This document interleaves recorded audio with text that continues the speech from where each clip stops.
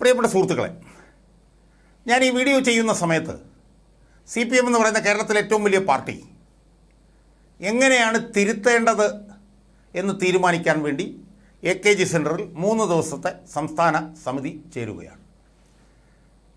ഇത് ചേരുന്നത് എങ്ങനെയാണെന്ന് ചോദിച്ചു കഴിഞ്ഞാൽ, പാർട്ടി പിന്നെ ജൂൺ 28, 30 തീയതികളിൽ ഡൽഹിയിൽ ചേർന്ന പാർട്ടിയുടെ കേന്ദ്ര കമ്മിറ്റി പാർട്ടി തിരുത്തേണ്ടതുണ്ട് എന്നും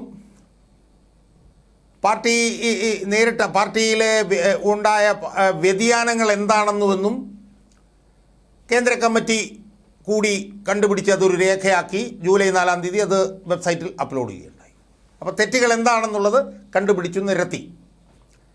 ആ തെറ്റുകൾ പല തലങ്ങളിൽ പല തട്ടുകളിലായി കേന്ദ്ര നേതാക്കന്മാർ മുതൽ മറ്റുള്ള നേതാക്കന്മാർ ഉൾപ്പെടെയുള്ളവർ താഴെത്തട്ട് വരെ അത് വിശദീകരിച്ചു. അതൊരു രേഖയായി താഴോട്ട് കൊടുത്തു എന്നും ആണ് ഞാൻ മനസ്സിലാക്കുന്നത്. ആ നിലയിൽ വലിയൊരു ഒരു ഇൻ്ററാക്റ്റീവ് ആയിട്ടുള്ള ഒരു പരിപാടി കഴിഞ്ഞു. അത് കഴിഞ്ഞതിനെ തുടർന്ന് 18, 19 തീയതികളിൽ സംസ്ഥാന കമ്മിറ്റി കൂടി തിരുത്തൽ നടപടികൾ എന്തായിരിക്കണം, തിരുത്താൻ വേണ്ടി എന്തൊക്കെയാണ് ചെയ്യേണ്ടതെന്ന് തീരുമാനിക്കാൻ വേണ്ടി ഇപ്പോൾ സ്റ്റേറ്റ് കമ്മിറ്റി ഇവിടെ കൂടുകയാണ്. കൂടുന്ന സമയത്താണ് ഞാനിപ്പോൾ ഈ വീഡിയോ റെക്കോർഡ് ചെയ്തുകൊണ്ടിരിക്കുന്നത്. സുഹൃത്തുക്കളെ, ഇവിടെ ഈ വീഡിയോയിലൂടെ എനിക്ക് പറയാനുള്ള കാര്യം, അത് പറയുന്നതിന് മുമ്പ് കേന്ദ്ര കമ്മിറ്റിയുടെ റിപ്പോർട്ടിൽ കേരളത്തെക്കുറിച്ച് പറഞ്ഞിരുന്ന 2 കാര്യങ്ങൾ ഞാനൊന്ന് വിശദീകരിച്ചാൽ മാത്രമേ എനിക്കതിലേക്ക് പോകാൻ കഴിയൂ. അതിലൊന്ന് എന്ന് പറയുന്നത് ഇതാണ്: party units are unable to gauge the mood of the people and their preferences. Weakening of parties' live links with people has to be corrected. എന്ന് പറഞ്ഞാൽ ജനങ്ങളുടെ മൂഡ്, അവരുടെ വികാരങ്ങളും അവരുടെ മുൻഗണനകളും കൃത്യമായി അളക്കാൻ പാർട്ടി യൂണിറ്റുകൾക്ക് കഴിയുന്നില്ല. Weakening of parties live links with people, അതായത് ജനങ്ങളുമായിട്ടുള്ള ജൈവ ബന്ധം, അതിലുണ്ടായിട്ടുള്ള ദൗർബല്യങ്ങൾ തിരുത്തേണ്ടതുണ്ട്. അതാണ് ഒന്നാമതായി പറയുന്ന കാര്യം. രണ്ടാമതായി പറയുന്ന കാര്യം എന്ന് വെച്ചാൽ growing instances of corruption in panchayats, corporative institutions at various levels. This must be checked and strictly curbed. അതായത് പഞ്ചായത്ത് തലത്തിലും സഹകരണ സംഘങ്ങളുടെയൊക്കെ മേഖലകളിൽ നിന്നും അഴിമതിയുമായി ബന്ധപ്പെട്ട് ഒരുപാട് റിപ്പോർട്ടുകൾ വരുന്നു. അത് അടിയന്തരമായി അവസാനിപ്പിക്കുകയും തിരുത്തുകയും വേണം. മൂന്നാമതായി പറയുന്നത് instances of arrogant behaviour of cadres from top to bottom are alienating people from the party. അതായത് കേഡറന്മാരുടെ അഹങ്കാരത്തിൻ്റെ അനുഭവങ്ങൾ, അതായത് മുകൾത്തട്ട് മുതൽ താഴെത്തട്ട്, അതാണ് top to bottom, are alienating people from the party. അതായത് ജനങ്ങളെ പാർട്ടിയിൽ നിന്ന് അകത്തുകയാണ്. എന്താണ്? പാർട്ടി കേഡറന്മാരുടെ മുകൾത്തട്ട് മുതൽ താഴെത്തട്ട് വരെയുള്ള, അതായത് സംസ്ഥാന സെക്രട്ടറി മുതൽ പാർട്ടി അംഗങ്ങൾ വരെയുള്ളവരുടെ അഹങ്കാരങ്ങൾ പാർട്ടിയെ ജനങ്ങളിൽ നിന്ന് അകറ്റുകയാണ്. ഇതാണ് അതിനകത്ത് പറയുന്ന 3 പ്രധാനപ്പെട്ട കാര്യങ്ങൾ. ഇത് പാർട്ടിയുടെ കേന്ദ്ര കമ്മിറ്റിയുടെ റിപ്പോർട്ടിൽ വന്നു. ഇത് താഴെത്തട്ടിലേക്ക് ചർച്ച ചെയ്തു. താഴെത്തട്ടിലേക്ക് ചർച്ച ചെയ്തിട്ട് തിരുത്തൽ എന്ത് വേണമെന്ന് പറഞ്ഞ് കൂടുകയാണ്. ആ കൂടുന്ന പാർട്ടി സംസ്ഥാന കമ്മിറ്റിയിൽ അധ്യക്ഷം വഹിക്കുന്നത്, അതിലേറ്റവും പ്രധാനപ്പെട്ടയാൾ പാർട്ടി സംസ്ഥാന സെക്രട്ടറി MV ഗോവിന്ദൻ മാസ്റ്ററാണ്. അയാളുടെ നേതൃത്വത്തിലാണ് ഇതെല്ലാം കൂടുന്ന. സെക്രട്ടേറിയറ്റ് കൂടും, അതിനകത്ത് സംസ്ഥാന കമ്മിറ്റി കൂടും, അതിനകത്ത് തിരുത്താൻ വേണ്ടിയിട്ടൊക്കെ ചെയ്യാൻ പോകുന്നത് ഇയാളുടെ നേതൃത്വത്തിലാണ്. സുഹൃത്തുക്കളെ, എനിക്ക് വീഡിയോയിൽ കൂടി പറയാൻ ഉദ്ദേശിച്ചത്, ഞാൻ 3 കാര്യങ്ങൾ പറഞ്ഞു. അതിൽ പാർട്ടി കേഡറന്മാരുടെ അഹങ്കാരമാണ് പാർട്ടിയെ ജനങ്ങളിൽ നിന്ന് അകറ്റുന്നത് എന്നുള്ളൊരു വാചകം ഞാൻ വായിച്ചു. Instance of arrogant behaviour of cadres from top to bottom are alienating party from the people. അതാണ് ഞാൻ വായിച്ചത്. അപ്പോൾ അങ്ങനെ എഴുതിയ ഒരു കേന്ദ്ര കമ്മിറ്റി റിപ്പോർട്ട് അഹങ്കാരമുണ്ടെന്ന് കണ്ടുപിടിച്ചതിനെ തുടർന്ന് അത് തിരുത്താൻ കമ്മിറ്റി കൂടുമ്പോൾ ആ കമ്മിറ്റിക്ക് നേതൃത്വം നൽകുന്ന പാർട്ടിയുടെ സംസ്ഥാന സെക്രട്ടറി MV ഗോവിന്ദൻ എത്ര അഹങ്കാരത്തോടുകൂടിയും താൻ പ്രമാണിത്വത്തോടുകൂടിയുമാണ് പെരുമാറുന്നത് എന്ന് പറയാൻ വേണ്ടിയിട്ടാണ് ഞാൻ ഈ വീഡിയോയിലൂടെ ശ്രമിക്കാൻ പോകുന്നത്. സുഹൃത്തുക്കളെ, ഞാൻ വളരെ ആകസ്മികമായി കഴിഞ്ഞ ഒരു വീഡിയോ കൊണ്ടു. എനിക്കൊന്ന് പത്തനംതിട്ടയിൽ വെച്ച് കണ്ടെടുത്താണെന്ന്. കാരണം പത്തനംതിട്ട ജില്ലാ സെക്രട്ടറിയും അദ്ദേഹത്തിന് കൂടെ നിൽപ്പുണ്ട്. മാധ്യമപ്രവർത്തകരോട് MV ഗോവിന്ദൻ സംസാരിക്കുന്ന ഏറ്റവും അങ്ങേയറ്റം അഹങ്കാരം നിറഞ്ഞ ഭാഷ, അങ്ങേയറ്റം താൻ പ്രമാണിത്വം നിറഞ്ഞ ഭാഷ. പാർട്ടി എന്താണോ തിരുത്തേണ്ടത്, തിരുത്തണമെന്ന് പറയുന്നത് അതുമാത്രം പ്രകടിപ്പിക്കുന്ന ഒരു പത്രസമ്മേളനമാണ് ഞാൻ കണ്ടത്. അത് ഞാൻ നിങ്ങളെ കാണിക്കുന്നുണ്ട്. അല്ലെങ്കിൽ അത് ഇപ്പോൾ തന്നെ നമുക്കതൊന്ന് കണ്ടുകളയാം. ആ പത്രസമ്മേളനം ഒന്ന് കാണാം. അല്ലെങ്കിൽ ആ പത്രസമ്മേളനത്തിൽ ഈ പറഞ്ഞ പോലെ MP ഗോവിന്ദൻ എന്താണ് പറയുന്നത് എന്ന് നമ്മൾക്കൊന്ന് കേൾക്കാം. അത് കേട്ടതിന് ശേഷം നമുക്ക് അതിൻ്റെ വിശദാംശങ്ങളിലേക്ക് നമുക്ക് പോകാം. കോഴിക്കോട്ടെ വിവാദത്തിനകത്ത് ഈ പ്രമോദ് കോട്ടൂളിക്ക് സത്യത്തിൽ എന്തിനാണ് നടപടി എടുത്തതെന്ന് അതിൽ അവിടെ പാർട്ടി ശക്തിയായി ചർച്ച ചെയ്ത് തീരുമാനത്തിന് അടിസ്ഥാനപ്പെടുത്തിയിട്ടാണ്. പരാതിക്കാരന് പരാതിയില്ല. നടപടി എടുത്തു കഴിഞ്ഞല്ലേ, ആ നടപടി വെറുതെ എടുക്കില്ലല്ലോ. കൃത്യമായ നിലപാട് അടിസ്ഥാനപ്പെടുത്തി നടപടി എടുക്കുന്നതാണ്. അപ്പോൾ അത് പിന്നെ തിരുത്തുമെന്ന് കേൾക്കുന്നതിൽ യാതൊരു പ്രസക്തിയില്ല. നിങ്ങൾക്ക് നിങ്ങളുടെ മുമ്പിൽ കിട്ടിയ വിവരം വെച്ചിട്ടല്ലേ നിങ്ങൾ കൈകാര്യം ചെയ്യുന്നത്. ഞങ്ങൾക്ക് ഞങ്ങളുടേതായ നിലപാടും രീതിയുണ്ട്, അതിനനുസരിച്ചിട്ടാണ് നിലപാട് സ്വീകരിക്കുന്നത്. ആ നടപടി എടുക്കുന്നത് എന്താണെന്ന് പാർട്ടിക്ക് അകത്ത് പറയണ്ടേ, നിങ്ങളോട് പറയേണ്ട കാര്യമില്ല. ഒരു സൂചനയില്ല, ഒരു സൂചനയും നിങ്ങളോട് പറയാൻ ഉദ്ദേശിക്കുന്നില്ല. പാർട്ടി കൃത്യമായിട്ട് പരിശോധിച്ചിട്ടുണ്ട്, ആവശ്യമായ നിലപാടാണ് സ്വീകരിച്ചത്. ആ തിരിച്ചെടുത്തതോ? നമുക്ക് തിരിച്ചെടുത്തത് പാർട്ടി സംഘടനാപരമായിട്ടുള്ള നടപടി എടുത്തു കഴിഞ്ഞാൽ അങ്ങനെയുള്ള ആളുകളൊക്കെ ഞങ്ങൾ തിരിച്ചെടുത്ത് കൊണ്ടുവരും. അതിനെന്താ ആവശ്യമുള്ളത്? അത് നമുക്ക് ആലോചിച്ചിട്ട് ആവശ്യമായ നിലപാട് സ്വീകരിക്കും. അതിനൊന്നും പ്രശ്നമില്ല.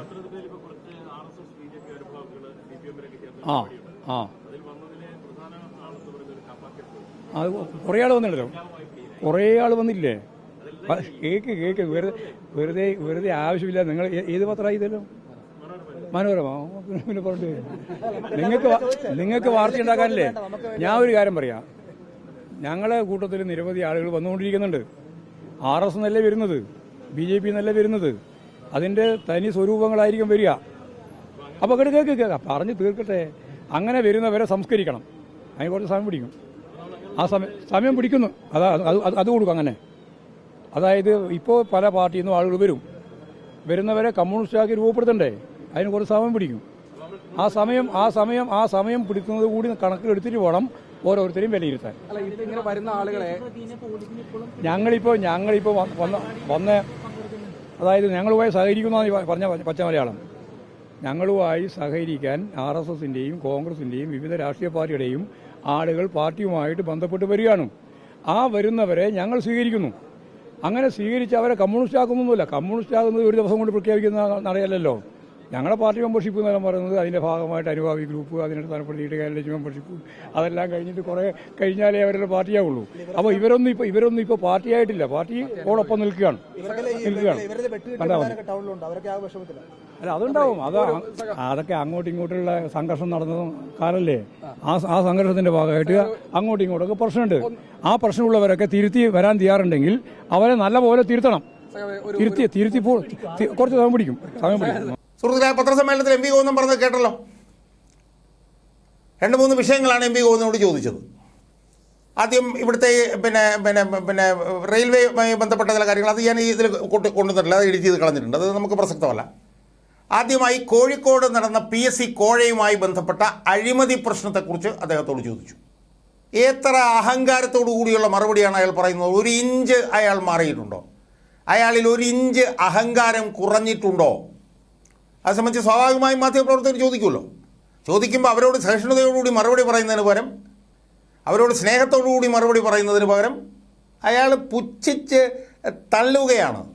അത് ഞങ്ങൾ വളരെ വിശദമായി ചർച്ച ചെയ്ത് ഞങ്ങൾ തീരുമാനം ചർച്ചയൊക്കെ നമ്മൾ കണ്ടുകൊണ്ടിരിക്കുകയാണല്ലോ.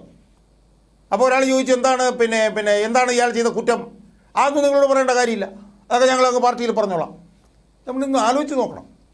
മുകൾത്തട്ട് വരെ നിന്ന് അടിത്തട്ട് വരെ അഹങ്കാരമുണ്ട് എന്ന് പാർട്ടി രേഖപ്പെടുത്തി, ആ പാർട്ടി ഇതിനെന്ത് തിരുത്തൽ നടപടി വേണമെന്ന് ആലോചിക്കാൻ വേണ്ടി തീരുമാനിക്കുന്ന കമ്മിറ്റിയുടെ അധ്യക്ഷൻ ഈ തിരുത്തൽ രേഖയും കഷത്തിൽ വെച്ചുകൊണ്ട് കാണിക്കുന്ന അഹങ്കാരമായി തന്നെ പറഞ്ഞു. അതൊന്നും ഞങ്ങൾ നിങ്ങളോട് പറയേണ്ട കാര്യമില്ല, അത് ഞങ്ങൾ പാർട്ടി പറഞ്ഞോളാം. നിങ്ങളാരാ? അയാൾ ചോദിക്കുകയാണ്. ഈ കോഴിക്കോടത്തെ കോഴിക്കോടത്തെ ഈ കോഴ വിവാദം എത്രത്തോളം ജനങ്ങളുടെ ഇടയിൽ നിന്ന് പാർട്ടി അകറ്റിയെന്ന് നമ്മൾ കഴിഞ്ഞ കുറച്ച് ദിവസമായിട്ട് കണ്ടുകൊണ്ടിരിക്കുകയല്ലേ. എൻ്റെ വിശദാംശങ്ങളിലൊക്കെ ഒന്നും ഞാൻ പോകുന്നു, നമ്മളെല്ലാം നഗ്നനേത്രങ്ങളും കണ്ടുകൊണ്ടിരിക്കുകയാണ്. അത് ഞങ്ങൾ പറയേണ്ട കാര്യം, ഞങ്ങൾ പാർട്ടിക്കകത്ത് അതാ വിഷയം. അടുത്ത വിഷയത്തിലേക്ക് വന്നു മാധ്യമപ്രവർത്തകർ.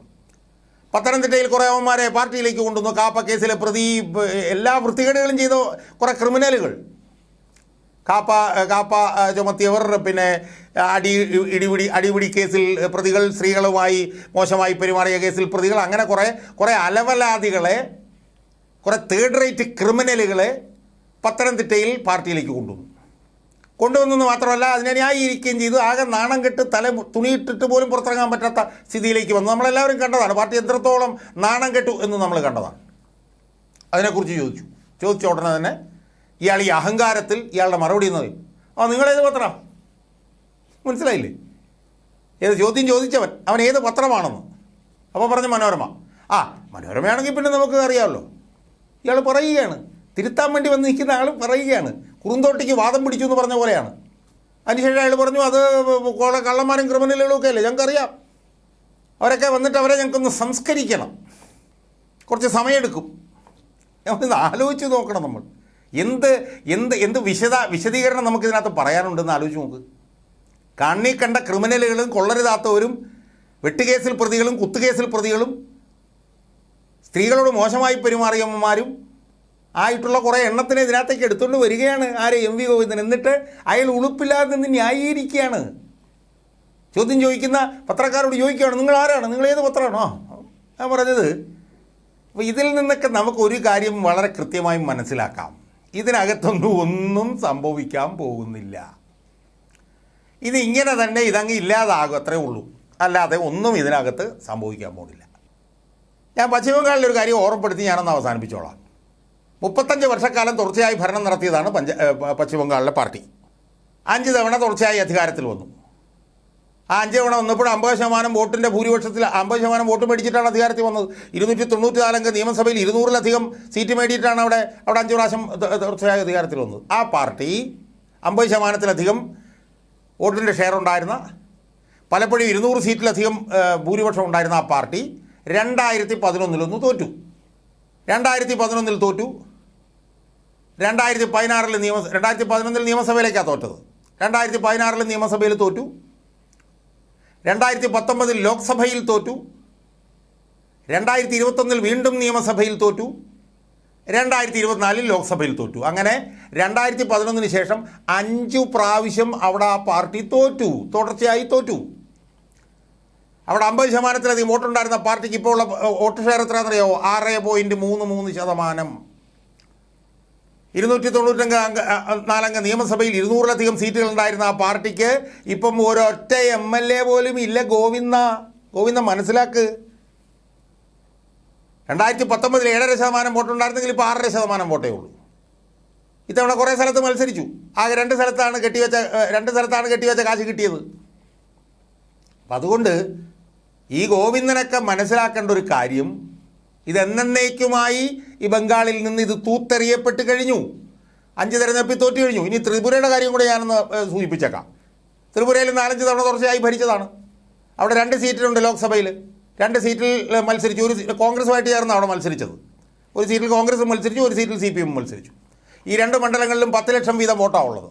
ആ 10 ലക്ഷം വോട്ടുള്ള 2 മണ്ഡലങ്ങളിലും 7.5 ലക്ഷം വീതം വോട്ട് BJPയാണ് കൊണ്ടുപോയത്. ഗോവിന്ദ,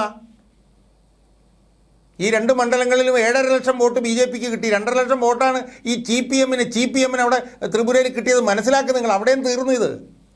ഇവിടെ മാത്രമേ ഇത് ബാക്കിയുള്ളൂ. തിരുത്താൻ ശ്രമിക്കുന്നതിന് പകരം മസ്തിഷ്കത്തിന് അടി കിട്ടിയിട്ടും തലയോട്ടി പൊളിഞ്ഞിട്ടും അഹങ്കാരം കൈവിടാൻ ഗോവിന്ദ നിങ്ങൾ തയ്യാറല്ല. അതുകൊണ്ട് നിങ്ങൾ നോക്കിയൊക്കെയുള്ളൂ, അല്ലെങ്കിൽ 4 എഴുതി പോക്കറ്റിൽ ഇട്ടുകൊള്ളൂ. ഇത് ഏതാണ്ട് അവസാനിക്കും എന്നതിൻ്റെ കൃത്യമായിട്ടുള്ള സൂചനയാണ് ഇവിടെ ഇപ്പോൾ വന്നുകൊണ്ടിരിക്കുന്നത്.